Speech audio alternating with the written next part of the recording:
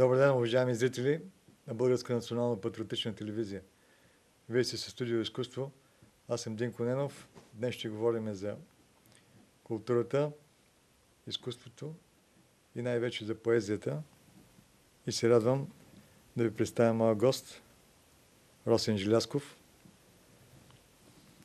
Здравей, Росене. Радвам се, че ще говорим за поезията и какво всъщност е поезия. Повече от езика ли е поезията или езика е повече от поезията? Самата дума, ако разчиним така, поезия. Песента на език. Песента на езика. Да. Добре. Поезията е откровение на словото. Хубаво. Аз се радвам, че може да говорим за твоята стихосбирка "Жълта пеперуда в сърцето". И като първи въпрос ще попитам: защо реши така да озаглави стихосбирката си? Какво е за тебе пеперудата? И защо точно жълта пеперуда? Харесвам жълтите пеперуди. Пеперудата е раннохристиянски символ на възкресението на душата. Смятам, че стихотворенията, които са събрани, са като ни малки пеперуди в слово, които повдигат духа и сърцето в човека. Оттам се получи и заглавието. Четеш и възкресяваш себе си. Да. И все пак пеперудата, тя е, бих казал, една много ефирна, нежна, дори не можеш да я хванеш така с пръсти, защото ако я хванеш, тя ще умре. Как, примерно? Именно заради това. Тая ефирност. Точно. Такава ли е твоята... думите са... Те няма как да ги хванеш. Поезия? Такава ли е твоята поезия? Не мога да говоря аз. Чувствителна ли? Да, така казват хората, които ме четат. Да. Не мога да кажа аз. То е ясно, че ти не можеш да кажеш, си. но все пак аз ще задам въпроси, така че трябва да казваш. Старай се да казваш. Смятам, че... Ние ще казваме най-вече с твоите стихотворения. Това е ясно. Да. Добре. А цвета, жълтото за тебе какво е? Мъдрост. Така е, той е цвят на мъдростта и, разбира се, светците, нали, са паяни с такива златни ореоли. И внимавай какво говориш. Така, добре. Внимавай какво говориш. В началото беше словото, а словото беше от Бога. Да, което събрах в една пеперуда, която е в полет. Да. Разкажи за твоето детство. Ти гониш ли пеперуди, хващаш ли ги? Умърсвала ли си пеперуди без да искаш, когато... Не, никога не съм... Да се докоснеш до тях? Никога не съм, примерно, убил пеперуда. Нито пък съм успял да я хвана. Но така съм ги гледал с прехлас, като художник съм ги гледал. Ако можеше сега да остане някъде така. Да.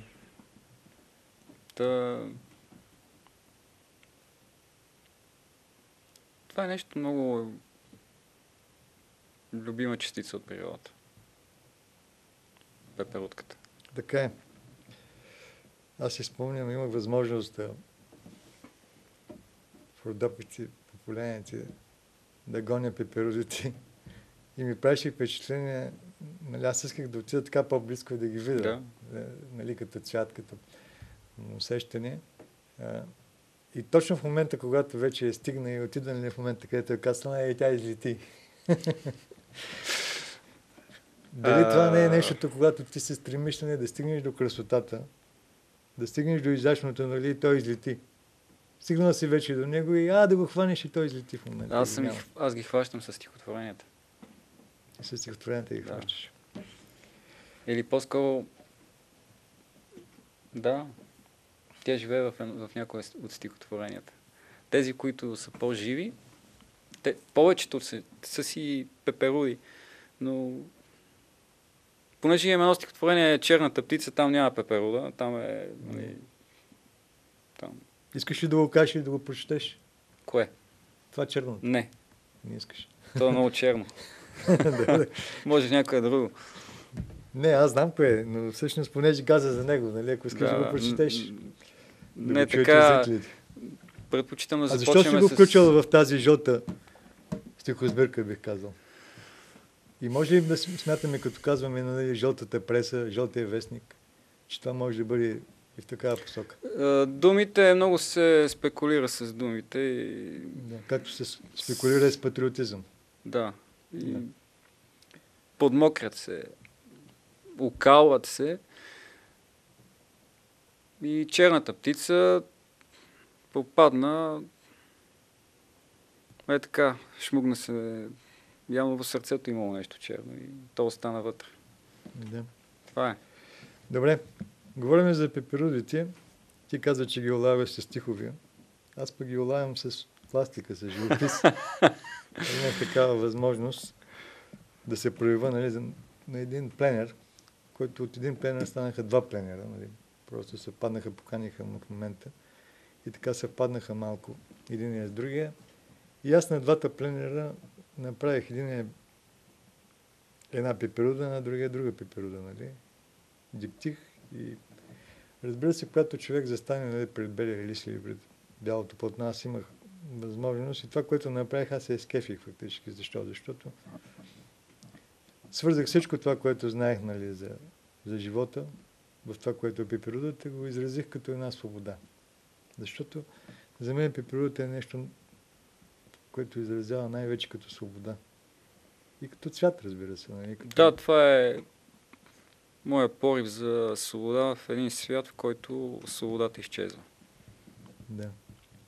Свободата изчезва, но тя може би изчезва, но тя всъщност съществува. Тя изчезва като наша представа. Но тя си съществува, защото е дадена. Звише. Да. Пеперудите символизират и птиците. Дори и черната птица. Да. А бялата птица? Лястовицата. И още не съм написал стихотворение за бялата лястовица. Добре. Чакам да я видя. Какво мислиш за въжето и за струната? Има ли някаква разлика между въжето и струната? Това е като между пеперудата и черната птица.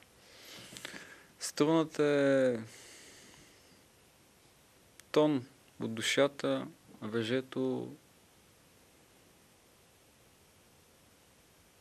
зависи как виждаш нещата. Може да е спасителна, може да е бесилка. Да, но представи си примерно, че се опитваш да ходиш по въже и се опитваш да ходиш по струна. В един момент тръгваш. По струна не можеш да вървиш. Не можеш. По струна могат само да летиш. Така че това е разликата. Така е. Добре. Нека да видим корицата на твоята стихосбирка. Да. Която лично мен така много ме плени, разбира се и заглавието, защото особено пък в поезията е много важно, нали, как ще звучат думите и по какъв начин ще бъдат казани и наредени по някакъв начин. Но ти запитвала ли си, примерно, ако няма никакви знаци, как би го прочел това нещо? Да напишеш една поезия, която да няма никакви знаци. Как ние ще се сетиме, примерно? Дали е възможно? Значи има нещо... Това не е поезия. Има нещо, което има някакъв знак, нали? Всяка дума е за мен... Ако е истински стиха, идва от сърцето, събран с разума, тогава се получава стихотворение, което може да се чува в сърцата на хората. И ако без знаци, значи нищо не си оставил. Няма следа, нали? Знака е внимание. Това е. Знака може да бъде символ. Без да, да, пак е символ. Да. Ако няма никакъв знак, да. то няма как да се държи. Добре. Нека да кажем, че все пак ти учиш в едно учебно заведение, което дава много в словото. Да, Соня Спасова е един от рецензентите от Да. университета. Ще кажеш и за Соня Спасова, нали, която е написала тук нещо, даже може да го прочетем по някое време, за да ни преразказваме, нали. Да. Все пак човека е жив, нали. Да, Да. тук. Да, и двамата рецензенти, слава на Бога, са живи. Да. Но аз исках да кажа, че ти учиш, нали, в бившия библиотекарски институт, където нали, сега вече е институт, да? Да, университет. Университет. Да, унивит. И там ти фактически постоянно си натиса словото. Нали, при тебе има много информация, много книги. Но ти си в едно място, нали, една специалност, която се занимаваш с култура. Нали? Да. Коя е твоята специалност? Информационни фондове на културно-историческото наследство. Да. И какво, примерно, от културното наследство ти е останало така в съзнанието, което по някакъв начин ти е въздействало и за твоята стихосбирка?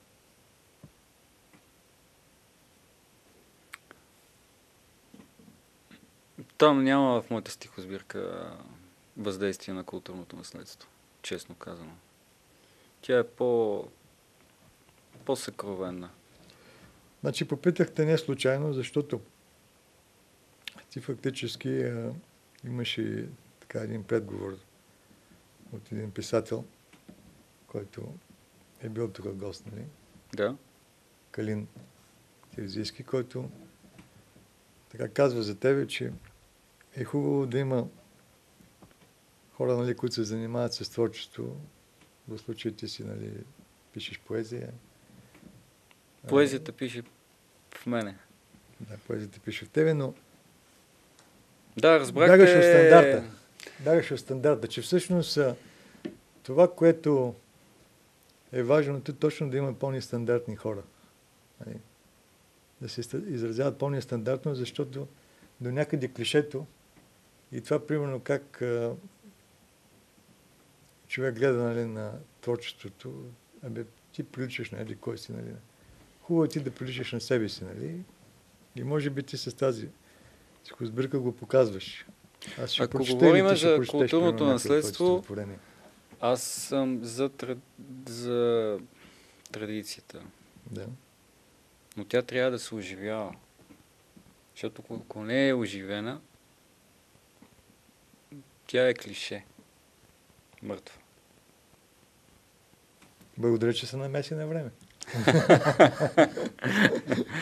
Все пак, нали? Има един такъв миг, когато човек, ако не сигнализира, заминава този миг, нали? Да. И се връща. Няма връщане. За мига. Да, знам Калин какво е писал за мен. Да. Понеже в началото, като почнах да пиша, аз от пролета на миналата година пиша всъщност. Не бях писал до тази възраст въобще. Да. Поезия и... А друго нещо хора, писал ли си? Не. На много хора, като предлагах стихотворения, ги отхвърляха. Били... не било това стихотворение. Трябва да... Не. Така. Добре. И само той видя в мене това, което трябва. Аз искам да прочетеш на Мария. А защо на Мария? Ти ще обясниш после. На Мария. Първо, защото почваш с това стихотворение. После ще покажем и някои рисунки, нали? Тя седи скрита от света, но Бог я вижда. Тя стои скрита в дълбините на света, но Бог знае за това и Той чрез нея света подрежда. Тя Негова е дъщеря любима, прогледнала и озарена, света чете с откровение божествено. В тъмнината на света огряна светлина стои. На Мария Сирита Диус. Сирита Диус е псевдонима на художничката и лечителя Мария. Да. Тя е и лечител. Мгм. Къде е тя? В момента живее в Чикаго. Да. Българка. Българка, от Бургас. От Бургас, чайките и морето, да. Мгм. Повече за нея какво да кажа. Да. Светла му памет и на Гого. Да.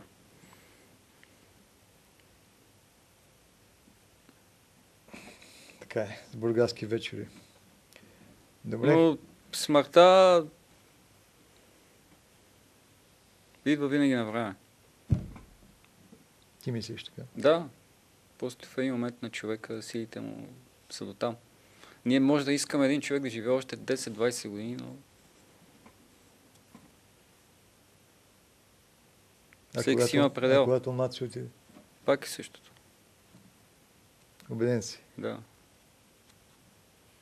И брат ми си отиде на 39. 39. Това е млад човек.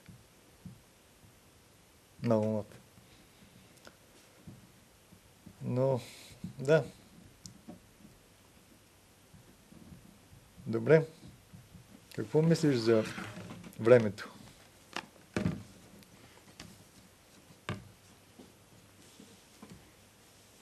Не мога да кажа нищо за времето. Но можеш да прочетеш за времето. Какво си написал? Да, може.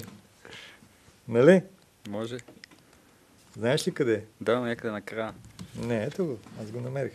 Много е рано още. Много е рано още. Много е късно, ако е рано все още. Много на време аз появил се. Много съм чакал да бъде все рано, и все рано, и все рано. Времето кой може да каже дали е добро или зло? Времето то ни избира и в него на време се къпем в живот.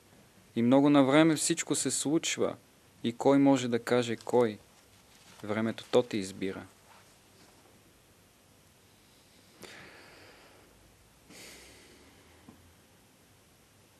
Да, това е така.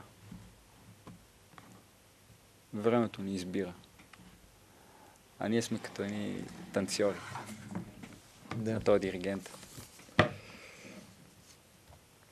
Добре. Говорим за пеперудата. Какво за нея? За жълтата пеперуда. Добре, ще го прочета това за жълтата пеперуда. Знаеш ли го наизуст? Не, аз не си знам стихотворението наизуст, честно казано. Така ли? Да. Но явно мисля да понауча някое заради представянето на книгата. Ето и жълтата пеперуда. Жълта пеперуда. Жълтата пеперуда никога не спи. И мечките крутуват, когато тя лети. Шишарки е осеян пътя й. И слънцето разпуква ги със мед. Штурчета песента ми шепнат. Да знаеш, шипков храст ще се родя и няма да изтивам. Да. Това е свързано с сърцето.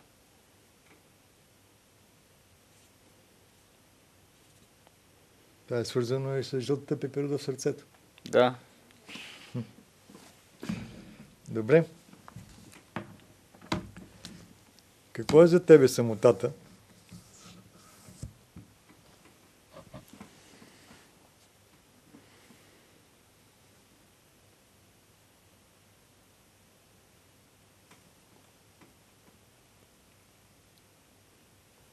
Може ли самотата да ти помогне за творчеството? То не е, според мен не е точната дума самота, а вглъбяване. А пък самотата е когато имаш нужда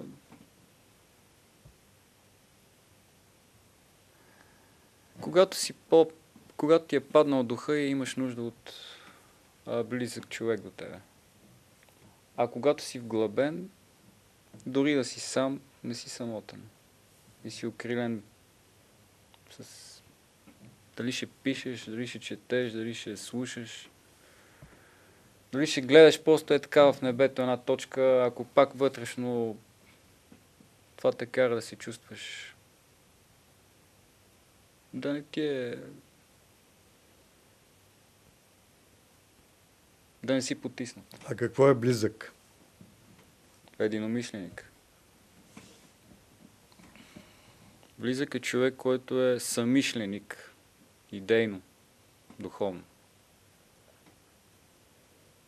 Както и Христос го е казал. Където сме двама, там съм и аз. Да. Разбира се, обичай ближния си като себе си, но... Но не повече от себе си.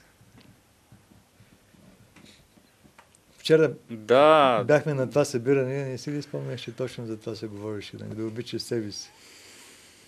Ти как го възприемаш това? Обичай себе си.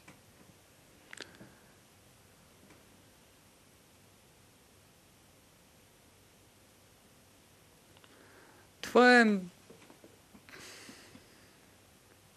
Ако се мразиш, ще те мразят. Има ли някой човек да мрази себе си? Но много хора се мразят. Да. Голяма част от хората се мразят. Но се страхува да го признаят. Но те знаят ли, че се мразят? Не. Но тук вече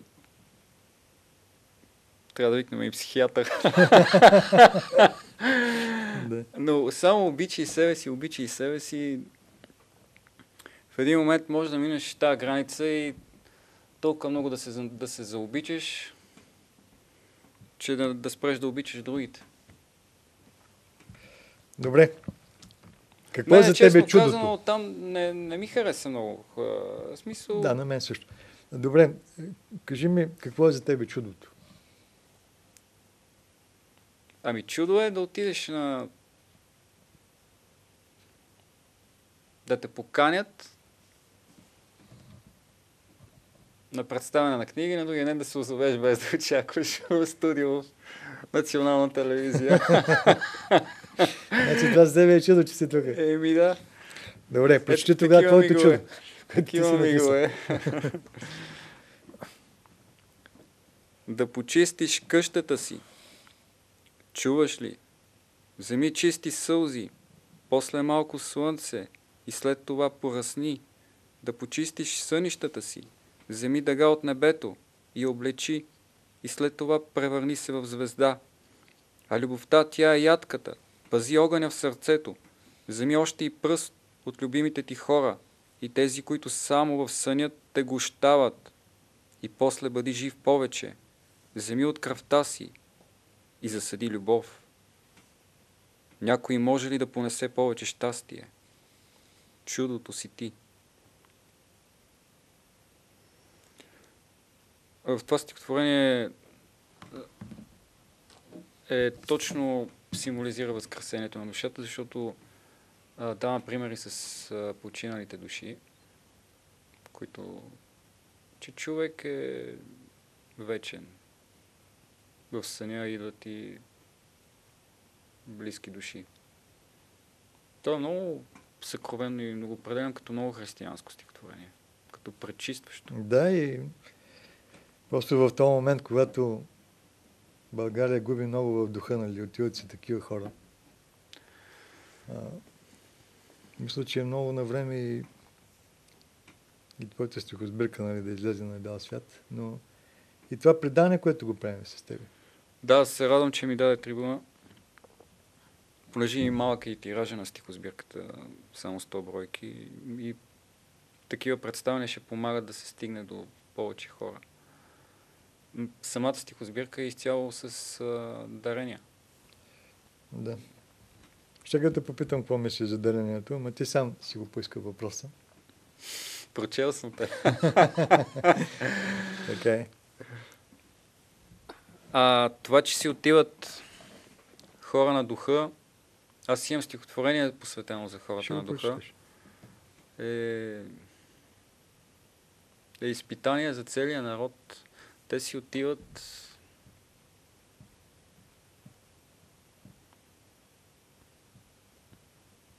Само искам да казвам думата наказание, но пък се появяват на старото винаги идва ново. В самото време е тежко. Смятам, че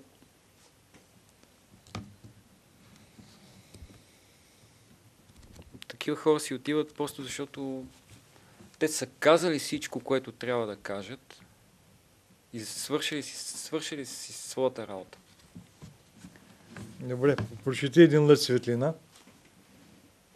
Това е много... Един лъч светлина се разходи из стаята и измете съня ми.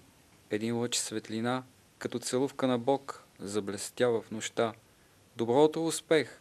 В днешния ден слънцето следите оставя пред мен. Един лъч светлина. С него крепя се в деня си. Нощта я прибрах. И с това стихотворение давам отговор за... че винаги има надежда. Да. Добре. А какво мислиш за светлината? И каква може да бъде тя? Тя може да бъде единствено светлина. Тя може да бъде вътрешна светлина в душата. Примерно сравнена, да кажем, с един Рембрандт. Как отвътре някак си идва светлината от душата. Може да бъде и външна светлина, да огрява. Има една писателка, една изследователка на смъртта, Елизабет Кюблер-Рос, една от най-прочутите в света изследователи на 20 век. И тя е казала, че хората са като кихлибар или като витраж. И когато всички светят, но когато стане тъмнош, се вижда кой наистина е, кой блести. Съгласен съм, да, светлината е...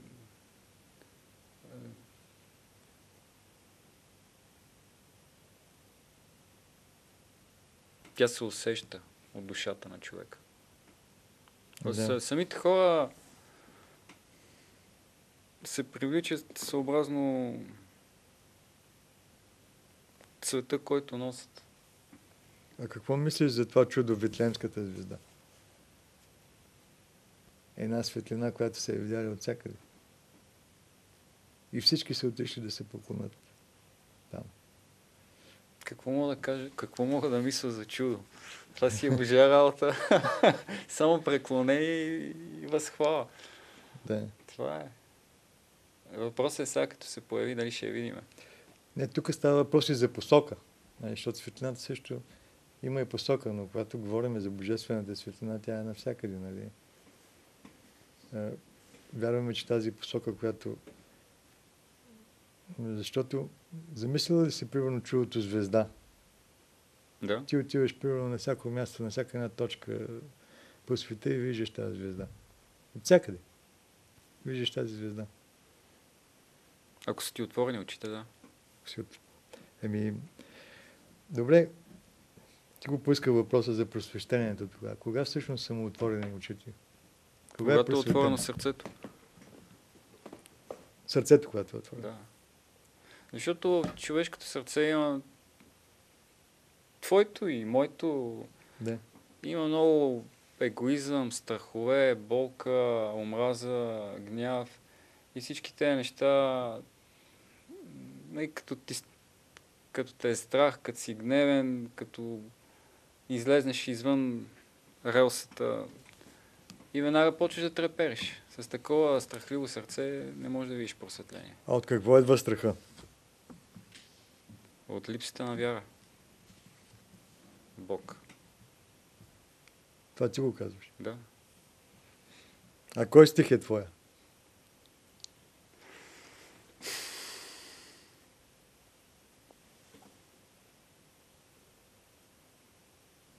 Да остана смел. Добре, ето ти го. Кой стих е твоя? Кой е твоя стих в живота ми, кажи? Коя е твоята дума за живот? Кой е твоя стих в живота ми, кажи? Коя е твоята реплика в живота? Кой е твоя стих в живота ми, кажи? Изречи си твоята дума в живота. Намери се с тази дума в себе си. Коя е твоята сладка фраза, събуждаща страстта ти към живота? Коя е? Кой е твоя стих, превръщащ те в рима, пееща любов? Кой е твоя стих, в който пееш със сърцето си живота твой? Кой? Кой е? Да, вечен въпрос. Да. И често се изгубваме. Да. Добре.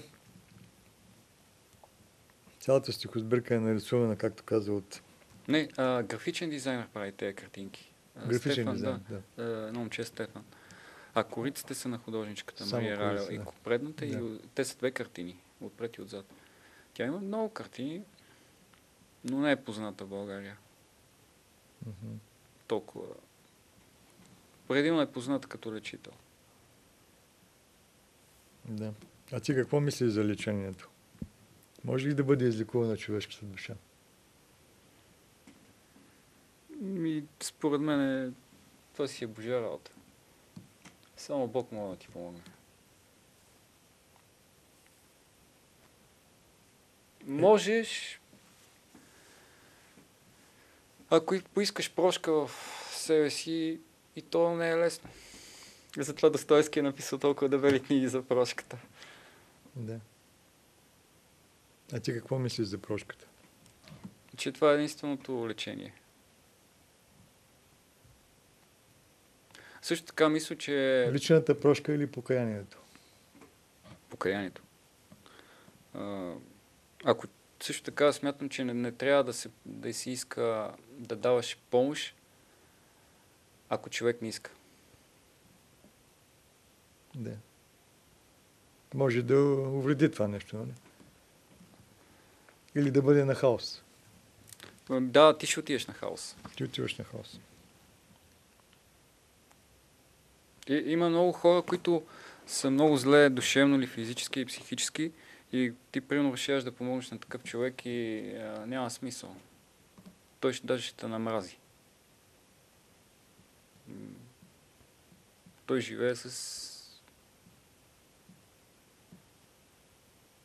Той трябва да поиска. Да. Какво мислиш за сътворението? Сега за думата трябва... Може да не употребяваме. Да. По-добре да действаме. Да, точно. Добре. А какво мислиш за сътворението? На кое? На това, което виждаме около нас всичко. Когато се събудим рано сутрин. Когато кажем добро утро. Когато осмислим и благодарим за този ден и дочакаме следващата сутрин. Това е някаква благост, че си жив. Понякога и агония. Да. И каква е връзката на небето с водата? Много силна. Защо ми задаваш този въпрос за водата? Така просто.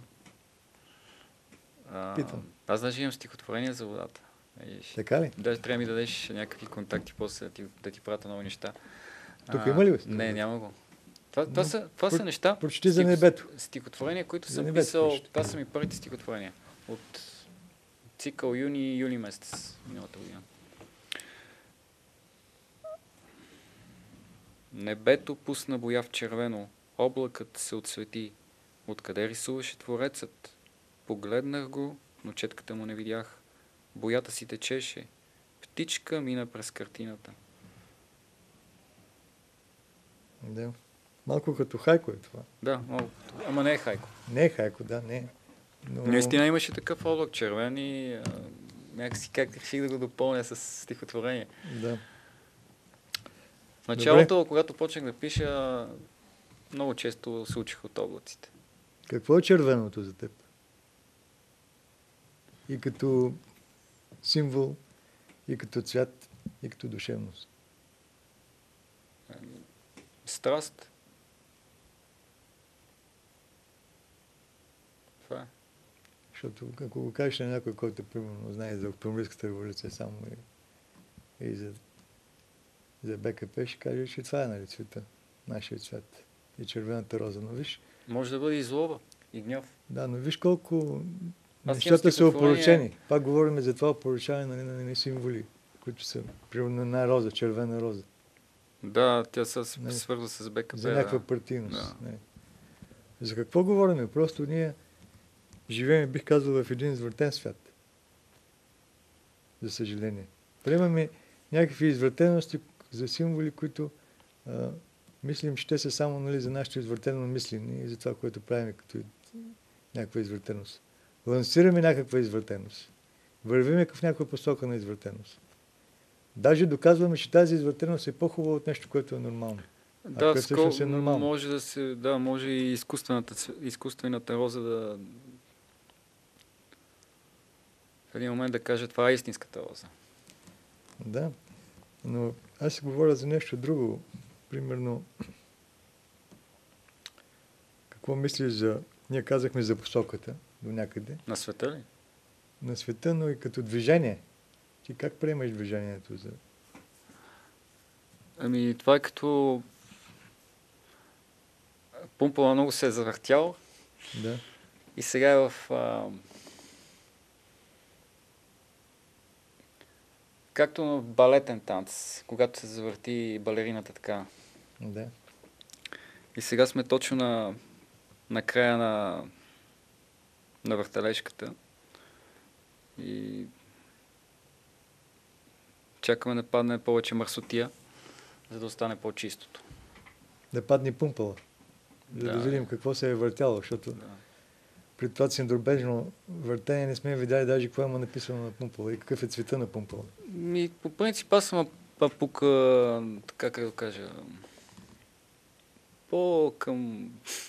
Понеже споменахме християнство, църква, възкресение душата, може да допълни апокалипсис. Значи аз съм смятам, че вървиме към в такива времена, както са предречени, когато наистина има някакъв неизбежен край за света. И тези времена са близки, но същевременно винаги се появяват и нови... Тогава се ражда и много сила и новите сокове на живота. Така смятам.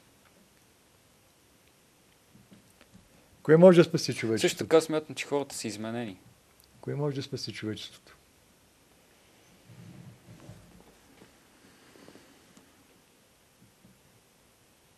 Имаш ли някаква рецепта тук? Ако искаш, прочети нещо като рецепта. Тук бих препоръчал за рецепта единствено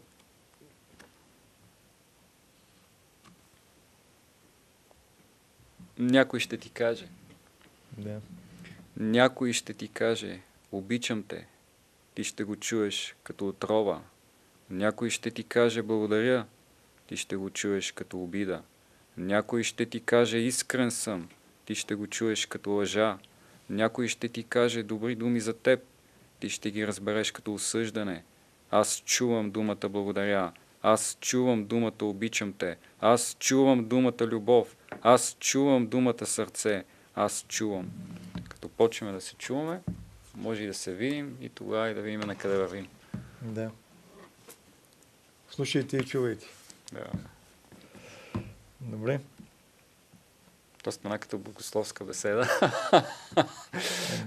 Но това е сърцето на човек. Напротив, то си стана едно много хубаво нещо, защото Благодаря. то извира от тебе това нещо. Благодаря. Разбираш ли? Не само от това, че се занимаваш това нещо, че те вълнува, но просто това си ти. И дори това необичайното, което е в твоето стихотворение, е, че те не са някакси така по-късно паркетно направени. Не са излъскани. Да. А именно защото има тази, бих казал, до някъде детско наивно отношение към света.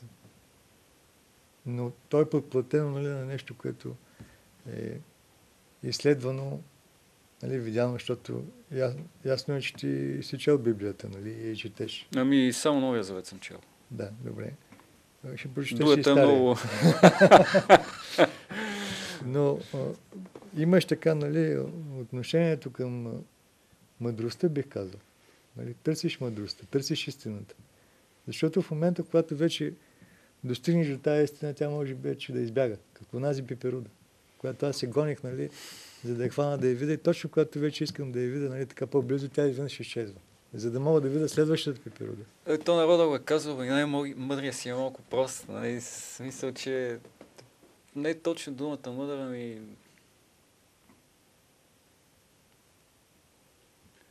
Трябва да сме повече като да си остане детето в нас. Ето, вчера, ако си спомняш на колко говореха за децата, нали? Да. Това пак си беше малко наивистично, защото по някой път се налага, няма деца.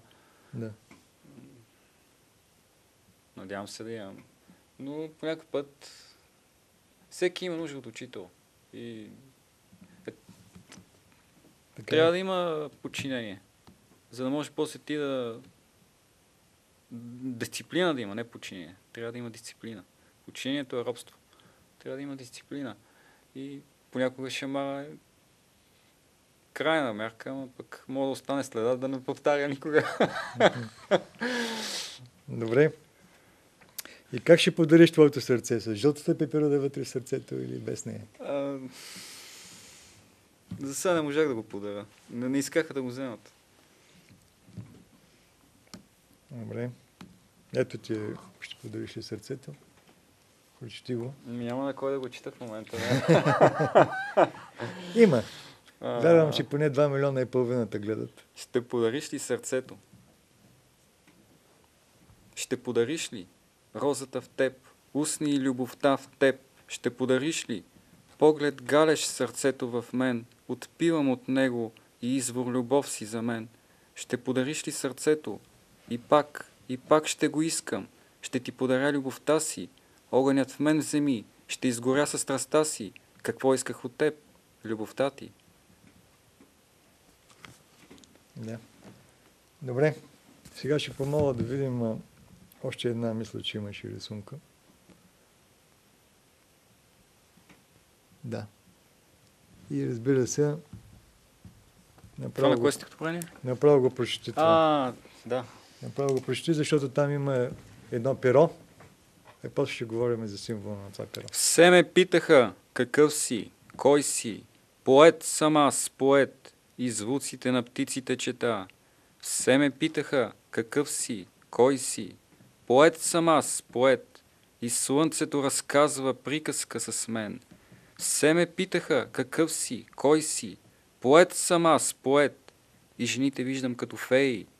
Все ме питаха какъв си, кой си. Поет съм аз, поет, и мечтите ги сънувам с думи. Все ме питаха какъв си, кой си, и продължават да ме питат. Поет съм аз, поет, и благославям моето откритие за мен. Да. Какво за перото? Благодаря ти. В края на предаването сме, така че можеш да кажеш с една дума или 2 думи за перото нещо. Не съм го слагал аз, това е графичен дизайн. Няма нищо. Ти какво отношение имаш? Ясно, че... Това е някакво крило. Откъснали са едно парце от моите крила на поезията и са го сложили в стихосбирката. То е полет на душата. Това е за мен. Добре. А птицата черна няма да четем. Нещо, ако искаш да кажеш директно към зрителите, там е твоята камера. Може да се обърнеш към нея.